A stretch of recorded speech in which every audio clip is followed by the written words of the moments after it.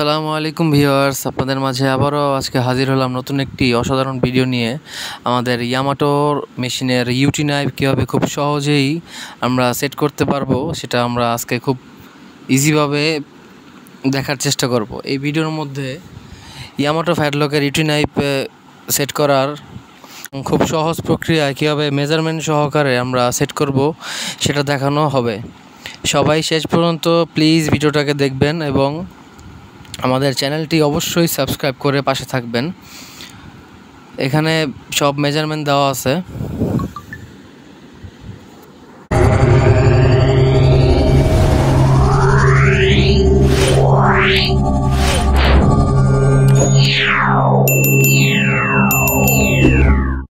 তো চলেন শুরু করা যাক। আমরা এই নাইফ বেজে প্রথমেই আমাদের মুভিং নাইফটি লাগাবো। এর জন্য নাইফের নাট লাগানোর জন্য যেই সাপোর্টিং পাতিটা দেওয়া আছে সেটা আগে বসিয়ে স্ক্রু দুটো লাগিয়ে নেব। একটা একটা করে স্ক্রু লাগিয়ে নেব যেভাবে সহজ হয়। তো আমাদের মেকানিক্যাল লাইফে আসলে বিভিন্ন ধরনের মেশিনের সম্মুখীন হতে হয়, তার মধ্যে ইয়ামাটো মেশিনটি হচ্ছে খুবই গুরুত্বপূর্ণ। এটার ইউটি নাইফটা একটু ঝামেলা করে, এটা আমরা সবাই কাজ করতে যে জানি। এখন আমরা এই নাটের নিচে বেস প্লেটের মেজারমেন্টটি অর্থাৎ লেভেল আছে কিনা মুভিং নাইফটি সেটা দেখে নেব। আপনারা দেখতে পাচ্ছেন লেভেল করে তারপরে ফুল টাইট করে দেব। আমাদের মুভিং নাইফটি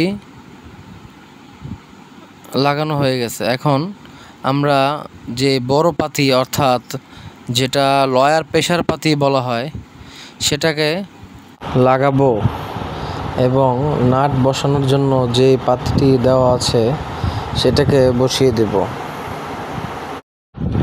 আপনাদের বোঝানোর ক্ষেত্রে ভিডিওটি স্লো করে দেওয়া হয়েছে যাতে আমরা খুব সহজেই এটা বুঝতে পারি।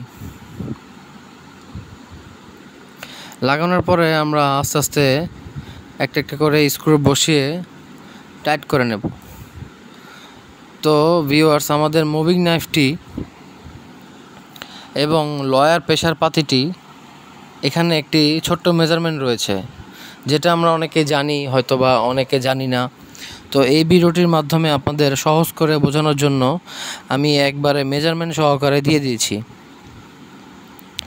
যেটা আপনি এক চান্সেই মেশিনটি রেডি করতে পারবেন। তো লাগানোর পরে আমরা দেখব, এখানে স্কেল দিয়ে মেপে দেখব।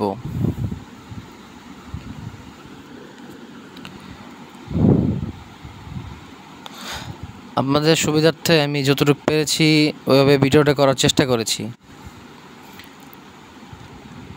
তো নাট দুটো মিডিয়াম টাইটে রেখে আমরা মুভিং নাইফ থেকে লয়ার সাপোর্টিং পাতিটি মেজারমেন্ট করে নেব। এখানে মুভিং নাইফের একদম টপ থেকে 7.5 থেকে 8 মিলি থাকবে আমাদের লয়ার প্রেশার পাতি।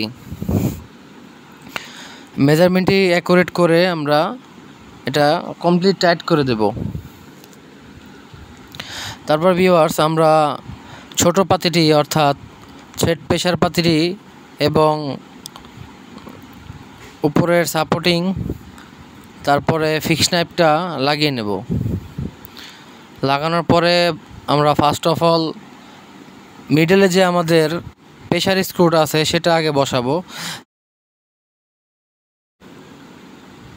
সরবে না এবং আমাদের সহজ হবে। তারপর বাকি দুটো স্ক্রু আমরা লাগিয়ে নেব।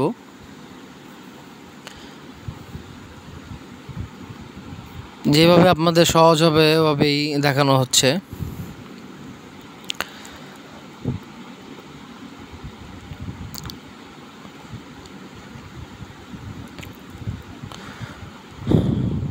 তো লাগানোর পরে আমরা নাইফটি উল্টিয়ে এখানে ছোট পাতিটা অর্থাৎ থ্রেড প্রেশার পাতি যেটা আমাদের লোপারের সুতাটাকে ধরে রাখে, এই পাতিটা সেই মুভিং নাইফের টপ থেকে 3 মিলি থাকবে। এটা আমরা মেজারমেন্ট অ্যাকুরেট করে আপনাদের দেখাচ্ছি। আপনারা খুব মনোযোগ দিয়ে দেখবেন মেজারমেন্টগুলো, যেটা আপনাদের খুব সাহায্য হবে, হেল্প হবে। একটা মেশিন ঠিক করতে গিয়ে অনেক হয়রানিতে পড়া লাগে। 3.0 মিলিমিটার থাকবে এবং আমরা পুনরায় আমাদের সাপোর্টিং পাতি এবং থ্রেড সাপোর্টিং পাতিটা দুইটাই মেজারমেন্ট ক্লিয়ার আছে কিনা দেখে টাইট করে দেব।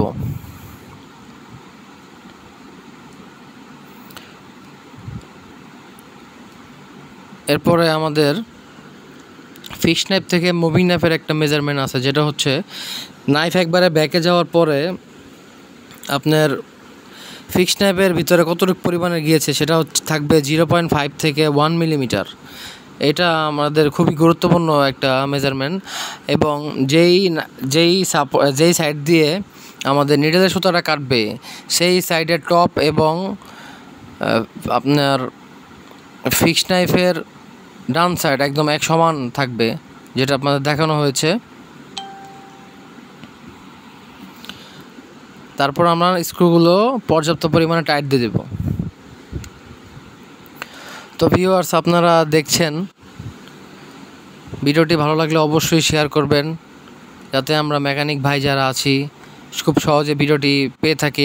এরপর আমরা টেস্ট করব আমাদের লোপারের সুতা ফার্স্টে যে সাইড দিয়ে কাটে ঠিক আছে কিনা।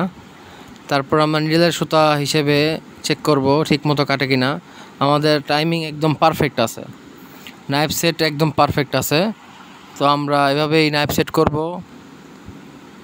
তাহলে আমাদের হয়রানি হতে হবে না। এখন আমরা সুইং করে দেখব ঠিক আছে কিনা। দেখেন বন্ধুরা, আমাদের নাইফটি একদম ঠিক পারফেক্ট কাটতেছে এবং লোপারের থ্রেডটা একদম পারফেক্ট ধরতেছে।